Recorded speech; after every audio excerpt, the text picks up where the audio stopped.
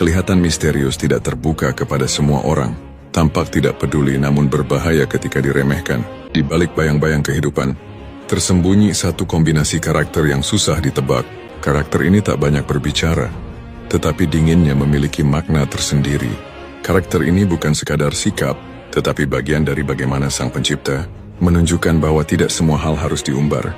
Ada yang diciptakan untuk tampak tak peduli, tapi mengamati, dan hanya bertindak ketika diperlukan, seperti kutub utara yang dingin dan tenang, bisa menjadi bencana, dan seperti bara yang kecil bisa membakar hutan. Sosok ini tidak mudah terlibat dalam hal-hal yang dianggap tidak penting. Baginya, waktu dan tenaga adalah investasi yang tak boleh dibuang sia-sia. Dalam lingkungan sosial, sering disalahpahami sebagai seseorang yang dingin atau sombong, padahal dia hanya memilih untuk tidak berbicara jika tak ada urgensi. Dalam pertemanan, mereka memiliki lingkaran kecil yang dipercaya. Kepercayaan baginya seperti kaca, jika pecah tak bisa kembali seperti semula. Sifat ini membuatnya sulit dikhianati, karena mereka telah memilih siapa yang layak berada di sisinya. Namun jika kepercayaan itu disalahgunakan, yang tersisa hanyalah bayangan dan ketidakpedulian. Dalam percintaan mereka sulit membuka hati, bukan karena takut mencintai, tapi karena memahami bahwa tidak semua orang bisa menangani kedalaman emosinya. Mereka tidak mencari perhatian, tidak haus validasi, dan tidak peduli dengan permainan emosi. Hubungan baginya bukan tentang siapa yang bisa merayu, tetapi siapa yang bisa bertahan di dalam badai. Satu hal yang paling dibenci oleh karakter ini adalah kepalsuan.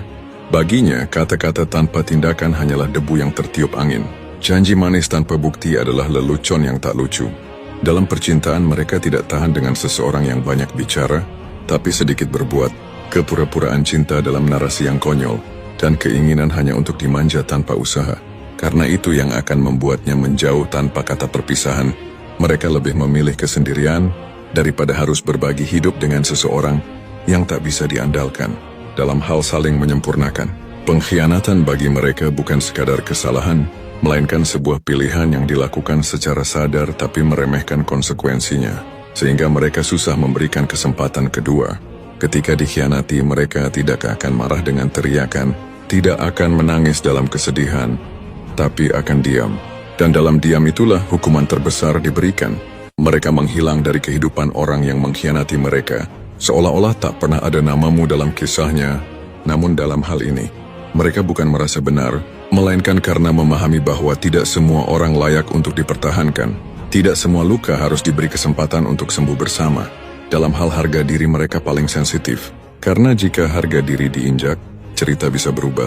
Seperti beruang kutub yang selama ini diam di dalam kabut yang dingin, akan berubah menjadi pemangsa yang tak terduga, yang dimana ketenangan berubah menjadi perhitungan yang tajam. Mereka tidak bertindak dalam kemarahan buta, tetapi dalam rencana yang matang. Satu langkah yang salah dari lawan bisa menjadi langkah terakhir yang diingat. Namun kebanyakan mereka tidak selalu memilih jalan anarkis, seperti kebanyakan kasus pada umumnya. Mereka hanya akan menarik diri, membiarkan waktu yang berbicara, karena mereka tahu orang yang meremehkan akan belajar bahwa tidak semua kesalahan bisa diperbaiki dengan permintaan maaf. Apakah mereka lahir seperti ini, ataukah terbentuk oleh pengalaman? Jawabannya adalah keduanya. Karakter ini terlahir dari luka yang telah mereka alami. Mereka pernah percaya, pernah berharap, dan pernah terluka. Bahkan yang paling menyakitkan, menaruh impiannya kepada orang yang dia anggap lebih dari sekedar rumah untuk pulang, tetapi dihancurkan tanpa perasaan. Dan dari sanalah mereka kelihatan tanpa acuh tak acuh. Dunia mengajarkan mereka bahwa tidak semua orang layak dipercaya, tidak semua janji layak didengar, dan tidak semua senyuman mengandung ketulusan. Dari situlah mereka tumbuh menjadi pribadi yang selektif. Jadi apa yang mereka butuhkan? Yang mereka butuhkan hanya seseorang yang bisa menghargai tanpa harus bertanya-tanya, seseorang yang bisa memahami tanpa harus menjelaskan, seseorang yang ada tanpa harus diminta. Mereka tidak butuh drama, tidak butuh permainan, hanya seseorang yang bisa berdiri di samping mereka tanpa rasa takut atau pura-pura.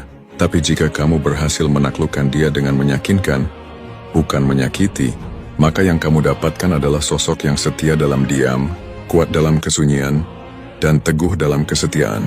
Dia tidak selalu hadir dalam sorotan, tetapi saat dunia runtuh, dialah yang tetap berdiri di sisimu. Karakter seperti ini sama seperti karakter lainnya, yang dimana bukan untuk ditakuti atau dihindari, tetapi untuk menjadi jembatan, agar saling menghargai satu sama lain.